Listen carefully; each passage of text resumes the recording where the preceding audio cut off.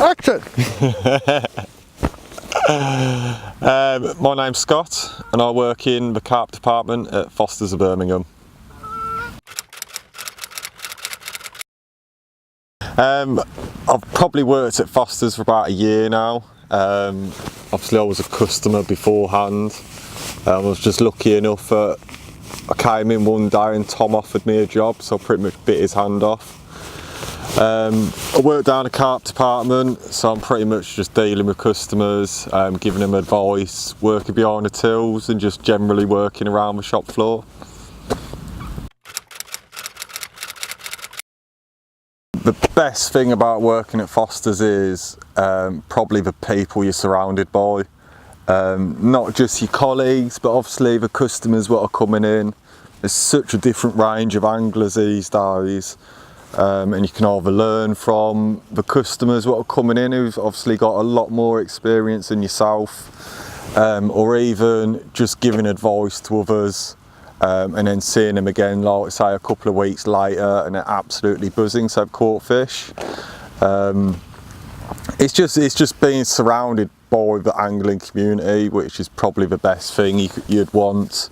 You can just take home information every day. I wouldn't change it for a world now. It probably started where everyone starts. Obviously a relative or something taking you out for the day. I started fishing with my uncle, just on little stretches of rivers, just obviously fishing the floats. And then he started taking me to more of the match venues, put me on the pole, started me on the feeder. I didn't really get into carp fishing until, I don't know, 13, 14. And I was only really fishing like the British waterways, lakes, just getting a few fish. I was just generally happy to catch anything. And then luckily enough, one of my local reservoirs, Napton Reservoir, I started fishing out with a friend. And that's where I met a very good friend of mine, Pete Hall. He showed me the ropes pretty much. Like his mindset towards fishing was just, it's just what you want out of your angling, if you know what I mean. He done his fishing for himself and not anyone else. So he kind of took me under his wing, which was very nice of him. Like, we started going other places, obviously start meeting other people. I was just generally very happy just to get out. It didn't really matter what I was catching, a blank or whatever, it was just being out there doing it. And then it kind of all just progressed from there. Like you say, you start meeting other people, you start moving on to different waters. And then I kind of like moved over to Birmingham about 5 years ago, and I thought my fishing was going to end then. Like, I didn't really think there's much waters around here, and then I was very lucky enough to end up landing in a flat with 2 park lakes, like literally 5 minutes away from me. Started fishing them, started meeting new people, and it's just progressed and progressed. Like now I work in Foster's. Obviously I've got a number of waters what I can go to. Like, luckily enough, Richard, he owns a couple himself, and he's been very kind enough to let me come and fish one of them at the moment. So it's kind of like I say, you start off with a float fish and it just progresses. Like I think that's the way everyone goes. But like I say, I'm very happy just to be catching whatever. Favourite venue? I'd probably say Kingsbury Water Park, just for pure fact that you've got so many options on there. I could do my own thing, and if anyone knows me well, I love my surface fishing. I can chuck bread for hours, I don't even care. I can go for 10 hours chucking bread, and that water park is literally the best place to do that. I've had so much fun down there. The fish are just beautiful. It is a day ticket, anyone can fish it. but just the stamp of fish for what you pay is just unbelievable. There's so many different lakes, there's so many mysteries. It's just a lovely place to go. Days only, like, and that's kind of what I do best. Is I just go for the day, do my thing. I can go home, and then the next day it's a totally different session, and they could be somewhere totally different. But it's just, I love it up there, and I'll probably still keep going up there for years to come, definitely.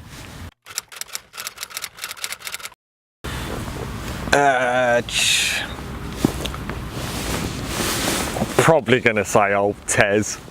Like, Hearn is literally like the face of carp fishing. He's just mega in all aspects. It's what you should look for in your angling.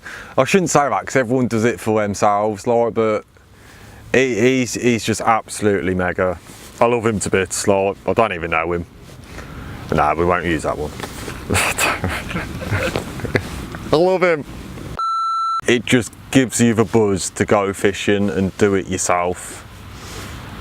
It's the same with, say, Oz. I read his book, and you kind of lose the fire sometimes throughout the year, and you kind of come off it, and you don't really want to go out. You don't really want to do nothing. And I read his book, and it literally just lit my fire again. I just wanted to go out and do my thing, catch a few fish on the way. Like people like that, like, who obviously they just get a massive buzz out of their angling. That's what I like to do. I just do my own fishing. Like, it's simple as that, really.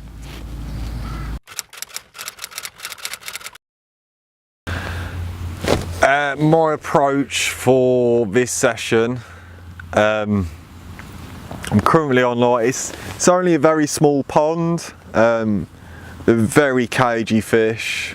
I've only done a few sessions on here, like, I've been lucky enough to have one out myself, but obviously, like, a lot of my colleagues have fished on here, and obviously they've told me all about the place.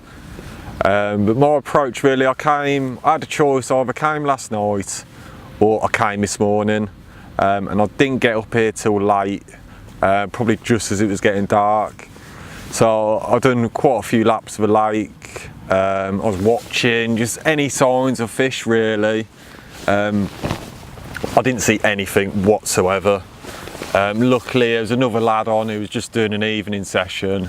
He said he's seen a bit of fish activity in the corner, so that's kind of the only thing I had to go on, if you know what I mean. So I'm not gonna lie to you, last night I kind of just pub chucked them, but the reason I came up last night was because I wanted to watch for the signs this morning. I couldn't have got up here any earlier if I came today, so just fishing last night obviously gave me the option of setting that early alarm, so I can obviously watch fish, see for any signs, and then I just had something to go on then. Obviously I've been watching them this morning. I've seen quite a few shows, so I've kind of waited for bite time to pass. Quickly had a few chucks just in the general area just to make sure there's all right. Fishing hinges anyway. We'll move the bead up a bit, so even if it was a bit of weed, it's not really much of an issue. Just pretty much fish very simple. Just put a hinge out, a bit of foam on it, wait for the foam to pop up, and then just a couple of pouches of boilies. I'm just fishing for one bite at a time. Like, I ain't planning to empty the place. I just want to come and do my own thing. Like, if I have a fish, and it's an absolute bonus. If I don't, then obviously it's just a learning curve again. I could pack up tomorrow with literally not hearing my Neville's once, but if that happens, it don't really bother me, man. It happens plenty of times to other people. So, like, fingers crossed, hopefully getting up here late last night and seeing them early signs this morning may pay off for me.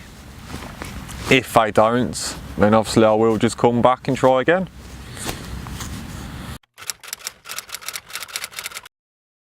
I'd probably say my tea kit.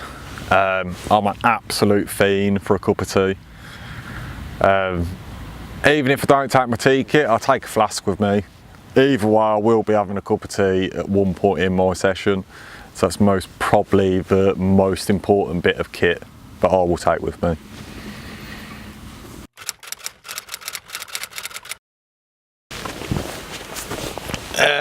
Dream capture.